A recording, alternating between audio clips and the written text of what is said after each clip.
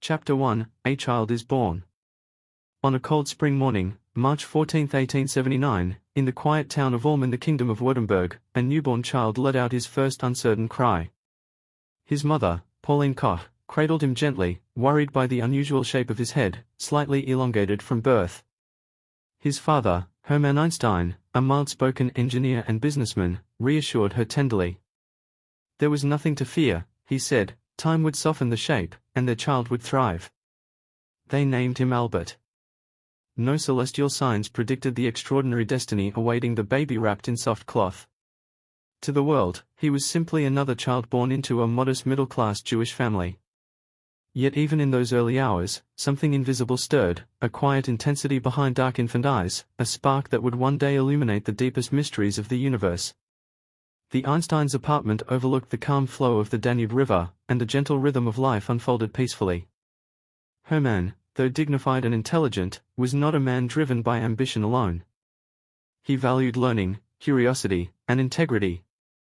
Pauline, cultured and musically gifted, filled the home with classical melodies, believing the arts shaped a child's soul before words could. It was in that environment, nurturing but ordinary, that the future genius began his journey. Chapter 2, A Move to Munich. When Albert was not yet 2 years old, in 1880, Hermann accepted a new business opportunity. Along with his brother Jakob, he established an electrical engineering company producing direct current electrical equipment. The family packed their belongings and left Ulm, moving to the bustling, progressive city of Munich. Munich in the late 19th century was alive with innovation. Streets buzzed with scientific and artistic vibrancy. The new electrical age was dawning, and Hermann believed he stood at the edge of prosperity. Their new home was comfortable, filled with books, instruments, tinkering equipment, and Pauline's grand piano. It was there that Albert's earliest memories formed, watching his mother's fingers glide over ivory keys, listening to the hum of machinery from his father's shop, feeling the pull of questions stirring inside him long before he could articulate them. At the age of 5, an event occurred that Albert would later call one of the most profound moments of his childhood. He fell ill and was confined to bed for weeks. To distract him, Hermann brought home a small pocket compass. Albert turned it slowly, amazed that no matter which direction he angled it, the needle always pointed north. Something unseen was controlling it, something real, powerful, and mysterious. He could not stop thinking about it. When a miracle happens, he would later say, one begins a lifelong pursuit. Chapter 3, The Catholic School Years, 1885 to 1888. In 1885, at the age of 6, Albert began attending a local Catholic elementary school. It was the closest institution available, and although the Einstein family practiced Judaism, they believed education rose above religious labels. Albert was quiet, introspective, and unlike the other children.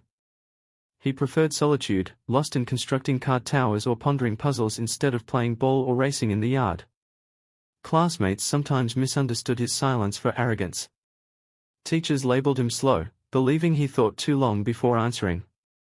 His mind, however, simply worked differently, processing deeply rather than quickly. He struggled with rigid drills and rote memorization, which felt to him like chains placed on curiosity. Yet even then, teachers were astonished by his brilliance in mathematics. Numbers were not symbols to him, they were stories waiting to unfold. He could solve complex puzzles far beyond what children his age could grasp, though he saw no reason to boast. His only refuge was music. Under Pauline's loving guidance, he learned to play the violin.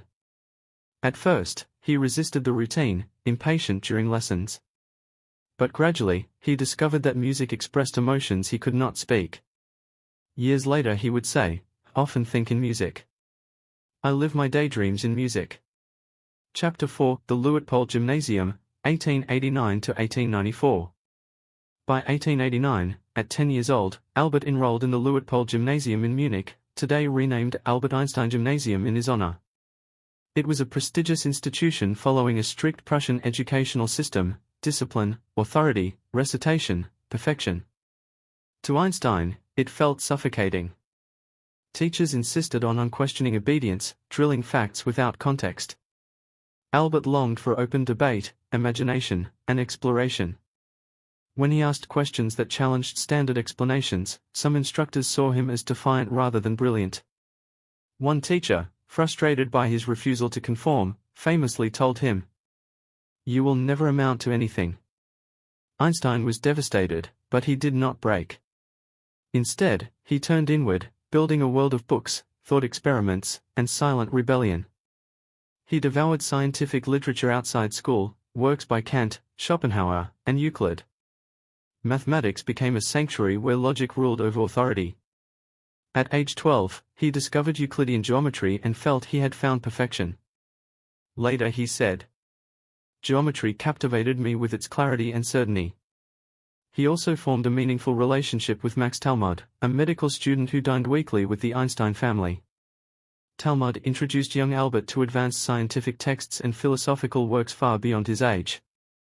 These meetings shaped his intellectual horizon, planting seeds of revolutionary thought. Meanwhile, the Einstein family business struggled. The competition between direct and alternating current intensified, and technological setbacks drained their finances. Despite their hopes, Hermann's company eventually failed. Chapter 5: The Collapse of Stability, 1894. In 1894, when Albert was 15, the family made a difficult decision. They left Munich and moved to Italy, settling first in Milan and later in Pavia, hoping to rebuild their fortune. Albert, however, stayed behind to complete his education. Living alone in a boarding house, he felt abandoned and imprisoned by a school system he despised. The rigid military drills continued to torment him. His spirit rebelled stronger each day. Finally one morning, unable to endure another day of mechanical learning, Albert walked out of the Luitpold Gymnasium and never returned. He boarded a train to Italy, leaving behind the institution that tried to box him. The school, surprised by his sudden departure, requested that he return. But Albert had made up his mind, he would seek education on his own terms. This bold act foreshadowed the independent thinking that would define his life. In Milan, reunited with his family, he spent long days reading science books and tutoring himself. He discovered the writings of James Clerk Maxwell, whose theories of electromagnetism later became stepping stones for Einstein's own breakthroughs. For the first time, he breathed freely. Chapter 6: The Zurich Polytechnic Attempt, 1895. Einstein needed formal education to pursue his passion for physics. In 1895, at 16, he applied to the Swiss Federal Polytechnic School in Zurich, later known as ETH Zurich. He was younger than typical applicants, but his remarkable talent convinced administrators to grant him permission. Yet the entrance exam tested broad general knowledge, including languages and biology, subjects Albert showed little interest in. He failed the non-scientific portions of the exam but achieved extraordinary scores in math and physics, impressing the faculty deeply. Recognizing his potential, the director encouraged him to first complete high school in Switzerland and then reapply. So Albert enrolled at the cantonal school in Aarau, a school radically different from the authoritarian German system. Here, students were encouraged to think independently, question freely, and explore creatively. Einstein flourished. He excelled academically and socially, forming meaningful friendships with peers and teachers. For the first time, he felt understood. During this period, he developed the famous thought experiment imagining himself riding alongside a beam of light, a question that eventually led to his theory of relativity. The seed was planted, though its fruit would take years to emerge. Chapter 7: A Swiss Student and a New Identity, 1896. In 1896, at age 17, Einstein passed the Swiss Matura exam with exceptional marks, particularly in mathematics and physics. He renounced his German citizenship to avoid mandatory military service, becoming effectively stateless for several years. That same year, he was finally admitted to study physics at ETH Zurich. The institution attracted brilliant minds from across Europe and encouraged innovation. Einstein thrived in the creative freedom and diverse intellectual community. One student in particular became significant, Mileva Maric, a gifted Serbian mathematician. She was one of the few women studying physics at the time. Their shared passion for science drew them together, forming a bond that would later evolve into love, collaboration, and marriage. Einstein, however, remained an unusual student.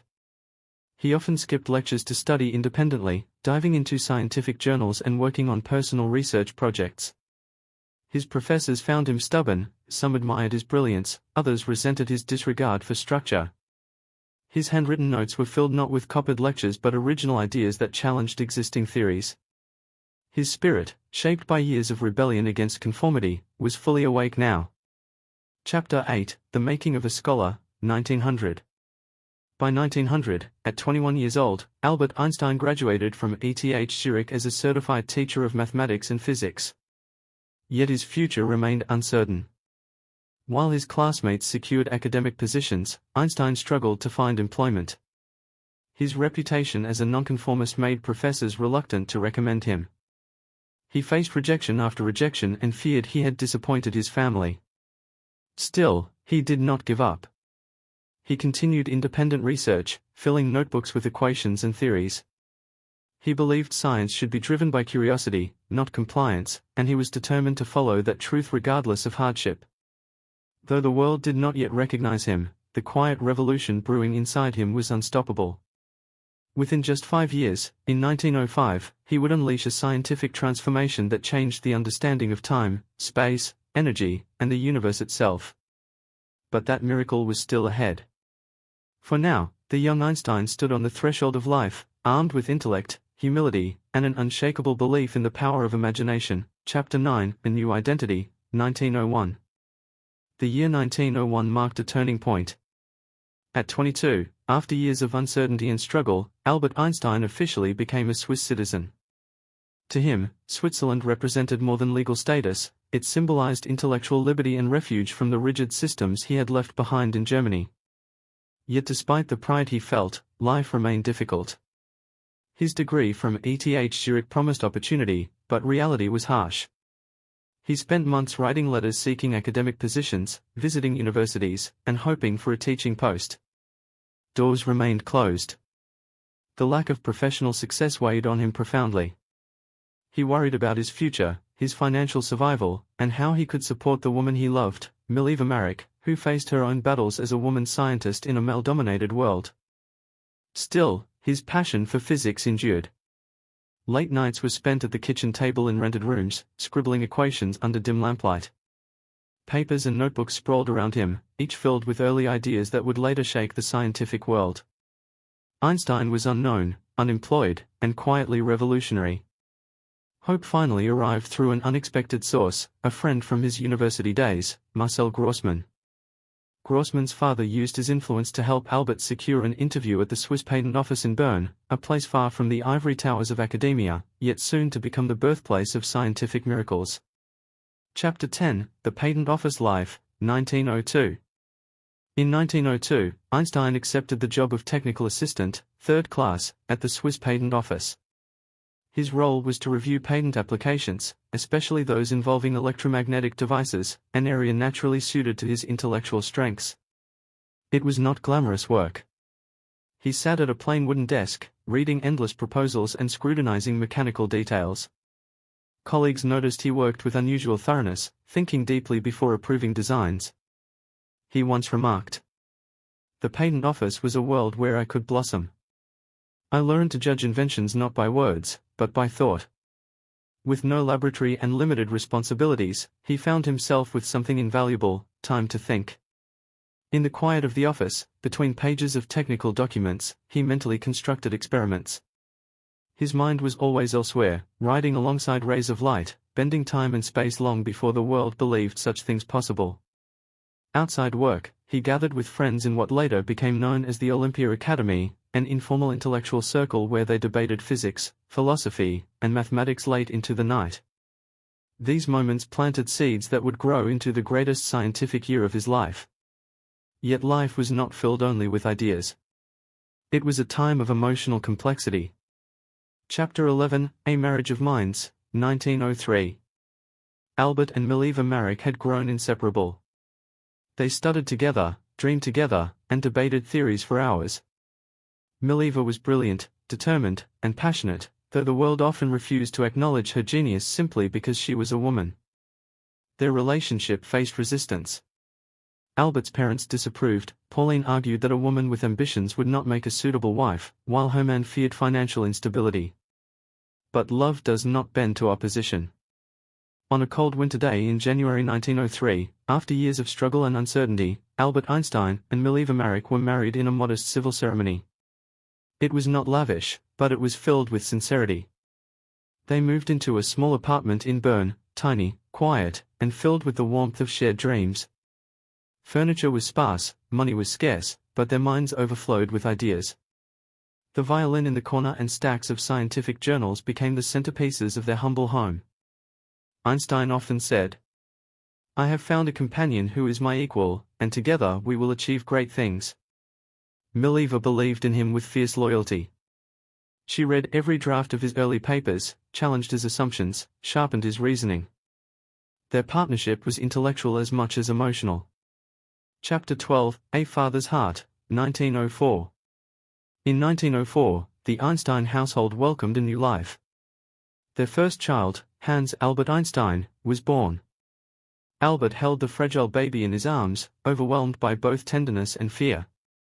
He wondered if he could build the future his son deserved. Their financial struggles continued. The patent office salary was modest, and Einstein still longed for a teaching position, but rejection persisted. Some professors still viewed him as a rebellious student who ignored lectures. They did not see the brilliance that glowed beneath his unpolished exterior. Yet hardship forged determination. He spent nights writing scientific papers after long office hours. He transformed the kitchen table into a makeshift laboratory of the mind. While others slept, he explored the deep questions of time, light, space, and motion. A storm of creativity was brewing silently.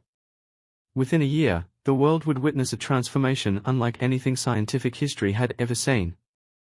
The young father in a cramped apartment, unknown and undervalued, was standing on the edge of greatness. Chapter 13, The Quiet Birth of a Scientific Revolution. Bern, Switzerland, 1905. The narrow cobblestone streets glistened after a night of spring rain. The Aare River flowed calmly under stone bridges, reflecting pale morning light. A quiet town awakening, unaware that within one modest apartment lived a man who was reshaping the fundamental understanding of the universe. Inside a small second-floor flat on Kramgas Street, Albert Einstein, 26 years old, sat hunched over a wooden desk cluttered with scrap paper, pencil shavings, and coffee-stained journals. The room smelled faintly of smoke from the stove and drying ink. It was early morning, most people were just rising, but Albert had been awake all night. Beside him, his violin leaned gently against the wall.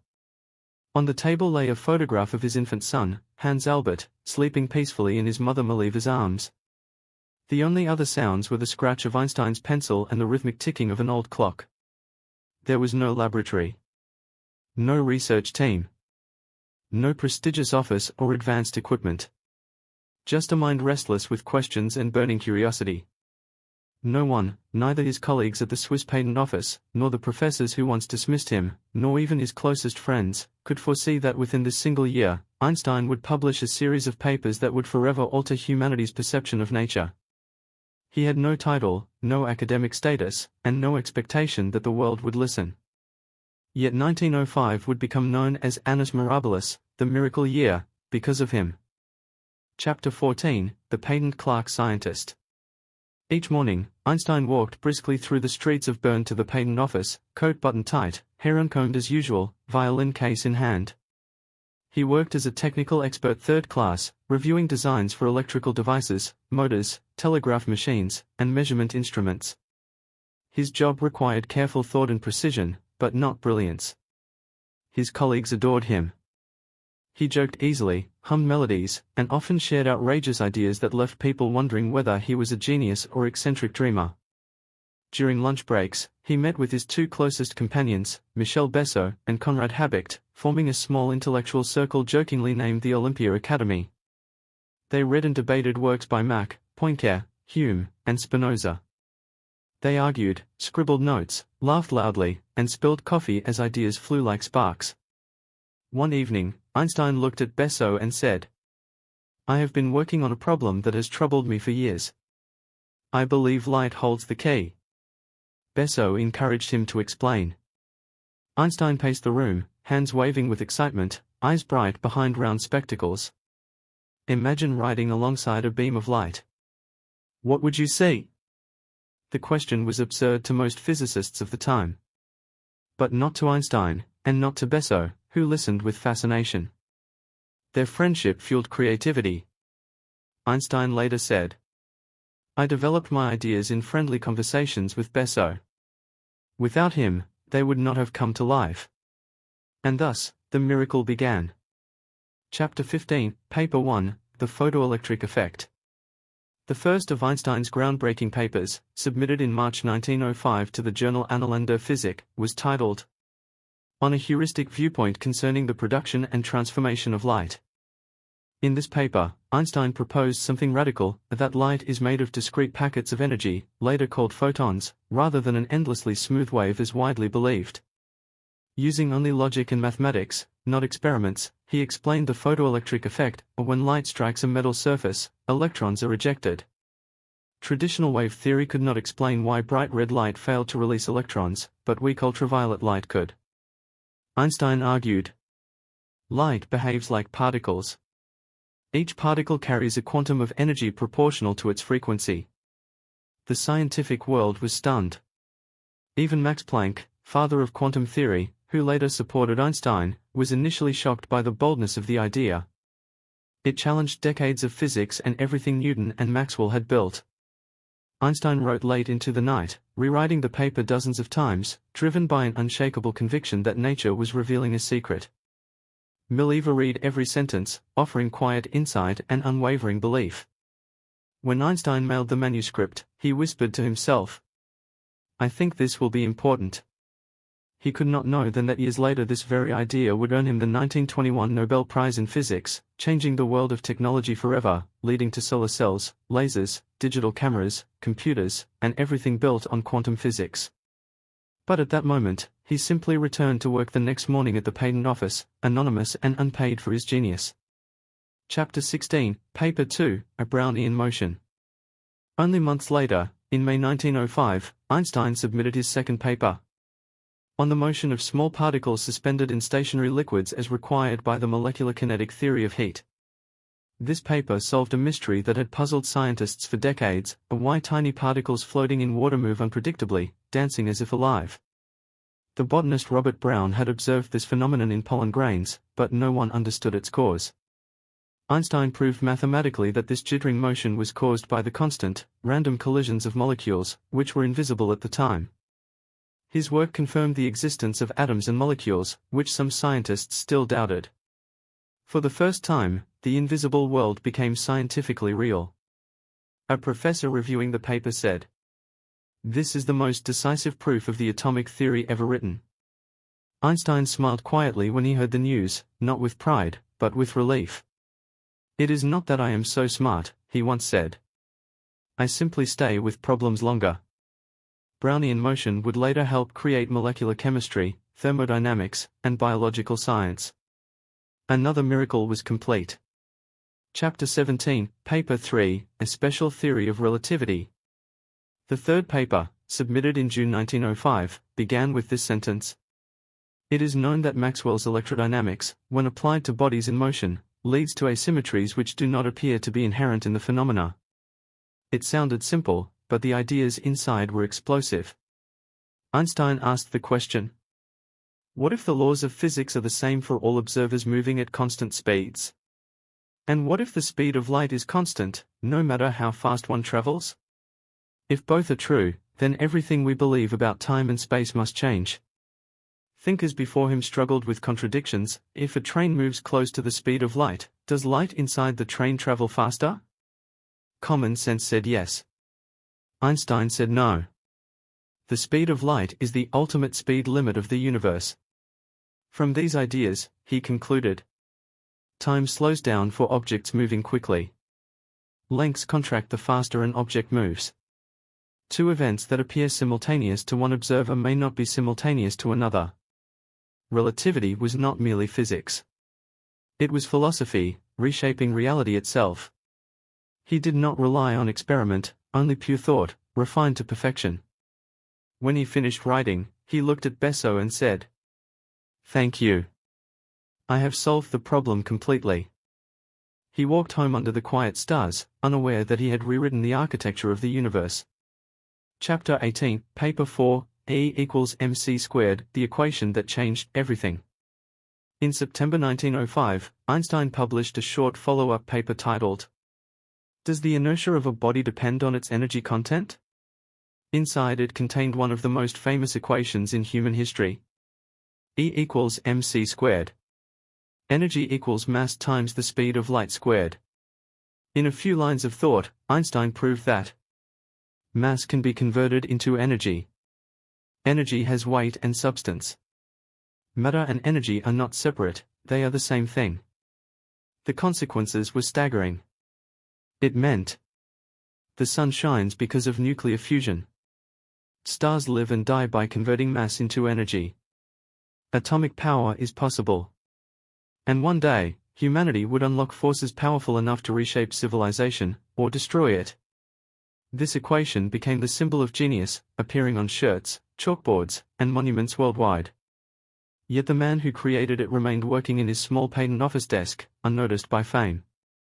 He later said, "Everything I did was the result of reflecting on problems as a child." Chapter 19, A Doctor at Last. While writing his 4 monumental papers, Einstein simultaneously completed his doctoral thesis titled, A New Determination of Molecular Dimensions. It was accepted by the University of Zurich, and in 1905, he finally received his PhD in physics. He was no longer simply patent clerk number 3. He was Dr. Albert Einstein, though he still earned little money, had no academic job, and remained unknown even among scientists. But the tide was turning. The editor of Annalen der Physik wrote, Einstein's papers are among the greatest the journal has ever published. Word began to circulate. First whispers. Then debate. Then astonishment. Within a few years, the scientific world would hail him as a genius beyond measure. But in 1905, as autumn settled over Bern, Einstein walked home from the patent office, picked up his violin, and played softly while Mileva rocked their child to sleep. He was happy in the simplicity of life. He was not seeking fame, only truth. Chapter 20, The Birth of a Legend. No parade celebrated Einstein's achievements. No applause greeted him when he mailed his manuscripts. He did not imagine he had rewritten the laws of nature. History works like dawn, quiet, unnoticed, gradual.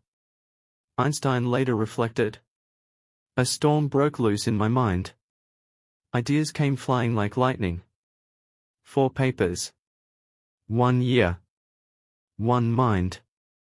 A new universe. The academic rise of a genius. Albert Einstein, 1908 to 1917. Chapter, The World Begins to Listen, 1908 to 1917. Albert Einstein was 30 years old when the world of academia finally began to notice the quiet patent clerk from Bern who had astonished the scientific community with the revolutionary papers he published in 1905. Until then, Einstein's brilliance lived in the margins of secrecy, discussed in hushed academic circles, circulated among researchers who barely knew the author's name, and debated in scientific gatherings where most had not even met him. It was 1908, and the momentum of the events that would reshape modern physics was slowly beginning to accelerate. Einstein was still working full-time at the Swiss Patent Office, a job that many intellectuals viewed as ordinary or even limiting. Yet, for Einstein, the Patent Office was not a trap, it was a sanctuary. The repetitive structure of his daily review of inventions granted him the mental space to wander into the realms of thought where the universe unfolded itself through imagination and logic. His friends, especially in the Bern Academy group fondly called Olympia Academy, knew they were in the presence of someone extraordinary. They had read his papers, not only read, but wrestled with them, argued over them, and admired the depth of thinking contained within. Their informal gatherings in dim-lit cafes often ended with philosophical battles that stretched late into the night. Einstein, always in simple clothing, messy hair, and sparkling eyes full of curiosity, led these conversations as if he were mapping unseen dimensions. And then, in 1908, the world opened its gates. Graduation Cap 1908, lecturer at the University of Bern. The University of Bern appointed Einstein as a Privatdozent, lecturer, a significant milestone for someone without a traditional academic path. His trial lecture, however, was an unexpected disaster. Einstein submitted a paper instead of giving the required formal lecture, assuming the brilliance of his ideas would speak for themselves. But academia demanded process and structure, even from geniuses. He corrected his misunderstanding, finally giving the required lecture, and soon stood before classrooms filled with curious students. Many came out of fascination for the bizarre theories that rewrote the known laws of nature. Some had barely understood what he wrote, yet they wished to see the mind behind the manuscripts that were shaking the foundations of physics. Einstein lectured passionately, pacing across the room, filling the board with equations and thought experiments. He rarely followed notes, ideas flowed through him like water rushing through open channels. His modest salary mattered little, he was now officially part of academia, where his work could expand without the barrier of anonymity. Graduation Cap 1909, Professor of Theoretical Physics, University of Zurich. Einstein's rapidly growing recognition led to his next breakthrough. He was appointed a full professor at the University of Zurich in 1909. For the first time, he left the patent office to dedicate himself entirely to academic research and teaching. It was a turning point. Einstein now belonged officially to the world of science. His lectures became the center of intellectual excitement. Students followed him through hallways, begging for explanations or insights. Older professors, many still skeptical, were forced to acknowledge his rising influence. Some felt threatened, others amazed, but none could ignore him. Einstein himself remained humble. He described himself as just a curious person following the threads of thought wherever they lead. And they were leading him to questions bigger than any one scientist had ever dared to ask. The world's perception shifted. Einstein was no longer an outsider. He was rapidly becoming the new voice guiding physics into unexplored territory. Globe showing Europe-Africa 1911, professor at the German University in Prague. In 1911, Einstein moved again, this time to Prague, accepting a professorship at the German university. The city welcomed him warmly, with journalists and intellectual societies eagerly inviting him to speak. His fame had grown, his theories were no longer whispered, they were discussed publicly, debated passionately by scientists everywhere. Here, Einstein made a prediction that would eventually confirm him as a global scientific icon, the bending of light by gravity. He calculated that if a massive body like the Sun curved space, light passing near it would follow the curvature, an idea so astonishing that many physicists refused to believe it. The universe, Einstein suggested, was not a rigid stage on which forces acted, it was flexible, dynamic, and capable of bending, twisting, and stretching. The idea was radical. It shattered the stability of Newtonian physics that had ruled and changed for over 2 centuries. Einstein knew the world was not yet ready to fully accept it, but he also knew time was on his side. 1912, return to ETH Zurich. In 1912, Einstein returned to Zurich and to his alma mater, ETH, where he collaborated closely with his lifelong friend and mathematician Marcel Grossmann. Grossmann guided Einstein into deeper mathematical structures, tensor calculus, differential geometry, and the complex language needed to express gravity not as a force, but as a geometric effect of curved spacetime. Einstein struggled with the mathematics at first. He often felt lost, frustrated, even defeated. Despite his brilliance, he confessed that he sometimes doubted whether he could solve the monumental problems in front of him. But genius is not omnipotence, it is persistence. Einstein worked tirelessly, filling notebook after notebook with calculations that often ended in failure. Long evenings turned into sleepless nights, as he chased ideas that seemed to evaporate the moment they appeared solid. Slowly, painfully, a new vision of the universe began to form. German 1914, Berlin, the Prussian Academy of Sciences, and separation. In 1914, Einstein accepted a prestigious invitation to join the Prussian Academy of Sciences in Berlin and to become the director of the Kaiser Wilhelm Institute. His reputation had now reached heights beyond borders. Germany wanted him back as a national treasure. Berlin promised Einstein freedom, and no teaching duties, no heavy schedules, only time to think and research. It was a dream for any theoretical physicist. But personal life did not share his success. Einstein's marriage to Mileva Marek, already strained by emotional distance and diverging paths, finally fractured. They separated, a quiet sadness settling in the background of his rising fame. Soon after Einstein arrived in Berlin, Europe plunged into World War I, a catastrophe that horrified him. While many scientists signed nationalist war manifestos, Einstein refused, instead signing anti-war petitions and speaking for peace. His stance earned him criticism, yet also admiration. In the midst of chaos, he returned to his work with renewed intensity. Milky Way 1915, completion of the general theory of relativity. By the end of 1915, after years of relentless struggle, Einstein finally completed what would become one of the greatest intellectual achievements in human history, the general theory of relativity. He presented the final equations to the Prussian Academy, trembling with exhaustion but ablaze with triumph. These equations described how mass and energy curve the fabric of space and time, and how that curvature produces the effect we call gravity. Not a force, a geometric property of the universe itself. It was a conceptual revolution so radical and beautiful that even Einstein felt humbled by it. He later said, "I was beside myself with joy and excitement. My heart was throbbing violently. This is the most wonderful thought of my life." Scroll 1916, publication of General Relativity. In 1916, the full theory was published. Many scientists did not fully understand it, others stood in silent awe. The mathematical complexity was immense, but the vision was clear: the universe was alive, dynamic, and mysterious beyond imagination. Einstein had rewritten the laws of the cosmos. The same year, he published an important paper predicting gravitational waves, ripples in spacetime traveling outward from massive cosmic events. At the time, it seemed almost science fiction. A century later, in 2015, scientists would finally detect them experimentally, proving Einstein right once again. Shooting Star 1917, The Cosmological Constant and a New Universe. In 1917, Einstein applied relativity to the structure of the universe itself. However, the equations suggested the universe must be either expanding or contracting. But almost everyone, including Einstein, believed the universe was static.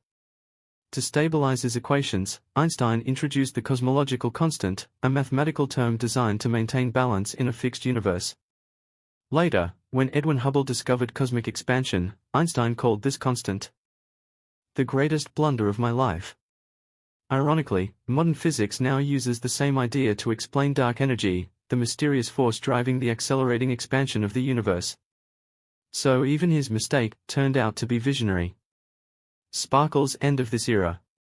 From 1908 to 1917, Einstein transformed from an unnoticed patent clerk into a world-leading physicist whose theories reshaped the understanding of reality itself. He endured poverty, criticism, academic exclusion, war, and personal heartbreak, but his imagination outlived them all. This was only the beginning. World recognition, 1919 to 1929. Albert Einstein's rise to global fame, a story told in depth.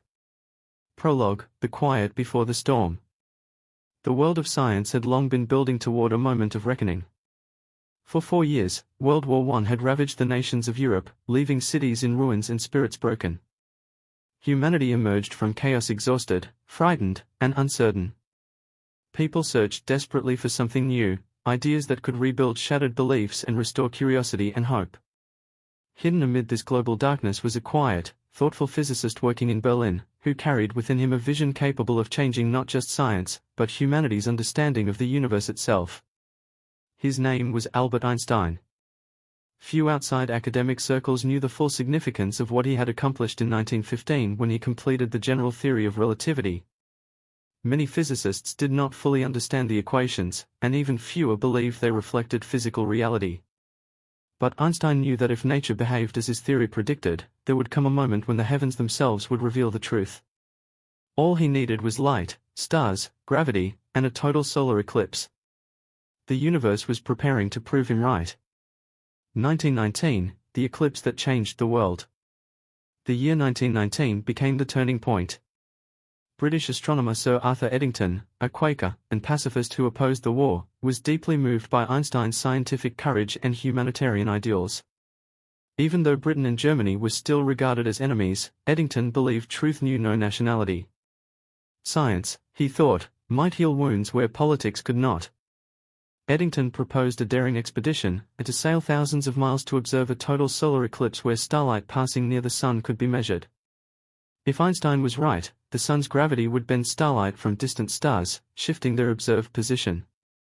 If measurements matched Einstein's predicted value, the universe would forever be changed. 2 expeditions set out, one to Principe Island off the west coast of Africa, and another to Sobral, Brazil. The world watched in anticipation. Many scientists were ready to dismiss Einstein, others feared that measuring small deflections on photographic plates would be impossible. Newspapers printed skeptical headlines. Journals whispered with doubt. On May 29, 1919, during the total solar eclipse, the sky darkened. Birds fell silent. The sun became a black disk ringed with brilliant light, the solar corona. Eddington and his team held their breath, capturing image after image. Weeks later, back in London, the results were analyzed. One number mattered, 1.75 arcseconds, Einstein's predicted bending of light. The measurements aligned. Einstein had been right. A world awakens. On November 7, 1919, newspapers exploded with headlines. Revolution in science, new theory of the universe, Newtonian ideas overthrown. Einstein opened the morning newspaper in Berlin and stared in disbelief. He had become famous overnight. Not just respected, celebrated. Not just within scientific journals, across the world. Reporters surrounded his home. Crowds waited outside lecture halls. Photographers chased him through the streets. His youthful smile, uncombed hair, soft voice, and modest demeanor fascinated the world. He once told a friend, "In the past I was frequently regarded as a crank. To understand me simply required patience." Now he was called a genius, a prophet, a revolutionary. Academia, once cold and dismissive, now embraced him as a visionary. Einstein did not change, but the world around him did. Relativity became not just a scientific theory, it became a cultural symbol of modernity and imagination. The fame humanized. Despite worldwide admiration, Einstein remained remarkably humble. He cared little for social status, money, or prestige. When photographers begged him to pose formally, he refused stiff portraits and instead stuck out his tongue, an image that would one day become iconic. When asked about fame, he joked, "It is strange to be so universally known and yet so lonely." He felt deeply uncomfortable with celebrity attention, believing that genuine scientific work required silence, not applause. He longed to return to the sanctuary of thought, but the world now wanted him everywhere, at conferences, interviews, lectures across Europe and America. Einstein was no longer a private thinker, he had become a public figure. 1921, the Nobel Prize in Physics. Although Einstein was most famous for relativity, controversy and confusion still surrounded the theory at the time. When the Nobel Committee debated candidates for the prestigious 1921 Nobel Prize in Physics, they hesitated, unsure if relativity had enough experimental confirmation. Instead, they awarded Einstein the prize for his explanation of the photoelectric effect, a groundbreaking contribution to quantum physics that opened the door to modern electronic technology, from solar panels to digital cameras. When Einstein received the prize, he did something astonishing, he did not attend the ceremony. Instead, he was on a lecture tour in Japan, where thousands greeted him as if he were royalty. In his Nobel lecture, Einstein said, "The mystery of the world is its comprehensibility." He dedicated the prize money to his former wife Millie Vamarick and their children, honoring a promise made during their separation, yet another reflection of his character. The Nobel Prize cemented his position as the most famous scientist in the world. 1927, the Great Debates with Niels Bohr. By 1927, Einstein's scientific journey entered a new battle, not against ignorance, but against brilliant peers. The world of physics was splitting into two revolutions. Relativity, Einstein's domain, describing the universe on the scale of stars, galaxies, space, and time. Quantum mechanics, a new, mysterious theory describing the subatomic world of electrons and photons, filled with uncertainty and unpredictability. Einstein admired quantum theory, but he rejected its philosophical implications. He simply could not accept that nature relied on randomness. He believed deeply in an underlying order, even if yet unseen. At the Fifth Solvay Conference in Brussels, the greatest minds in science gathered. Einstein and Niels Bohr, the Danish physicist shaping quantum science, entered a famous intellectual duel.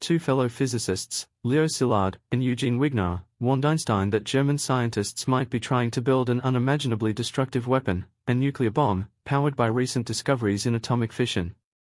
Einstein, whose equation E equals mc squared revealed the enormous energy hidden inside matter, understood immediately the scale of danger.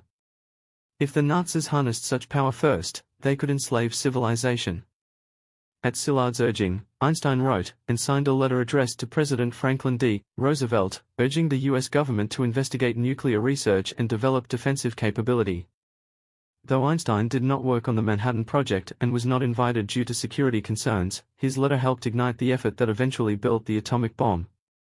When the bombs fell on Hiroshima and Nagasaki in 1945, Einstein was devastated. He whispered, "I made one great mistake in my life, when I signed the letter to President Roosevelt." The weight of unintended responsibility would haunt him until his final days.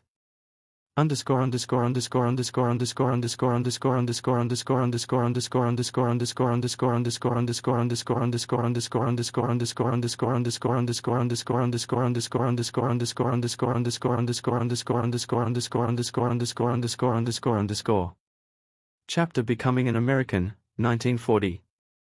Einstein's loyalty to freedom and democracy led him to take another step into his new identity. In 1940, he became a citizen of the United States, yet he did not abandon his Swiss identity, holding dual citizenship for the rest of his life. The small naturalization ceremony moved him deeply.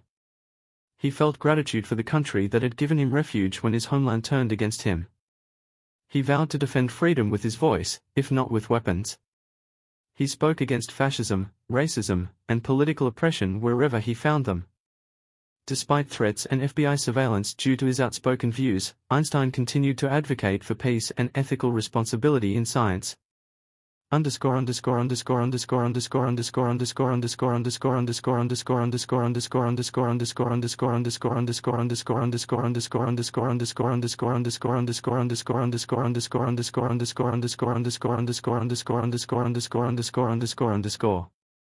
Chapter The Philosopher of Peace. After World War II ended, Einstein witnessed the dawn of the nuclear age, a world where humanity held the power to destroy itself. Mortality loomed not only over individuals, but over civilization. Einstein was horrified. While governments celebrated victory, Einstein mourned the future. He spoke passionately against nuclear proliferation, urging world leaders to negotiate peace and global cooperation. He joined organizations for disarmament and called for a unified world government to prevent chaos. He declared, "The unleashed power of the atom has changed everything except our thinking. We shall require a new manner of thinking if mankind is to survive." His voice echoed across nations. Students listened. Scientists listened. Governments listened, some with admiration, others with hostility. Einstein, once a revolutionary scientist, had become a revolutionary humanitarian.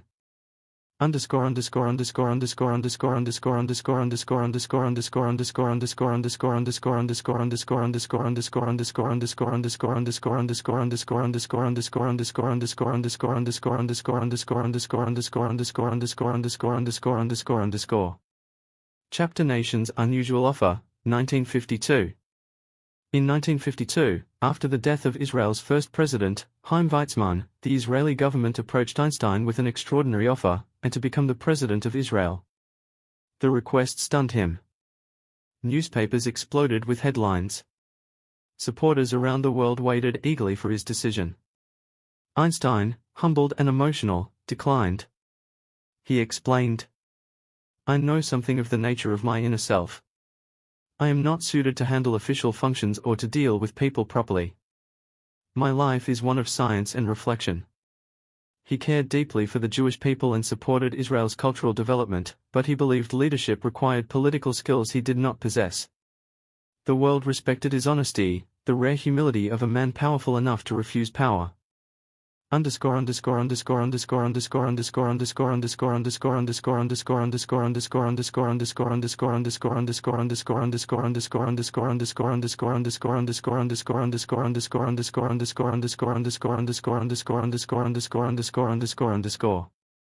Chapter Final Days, 1955.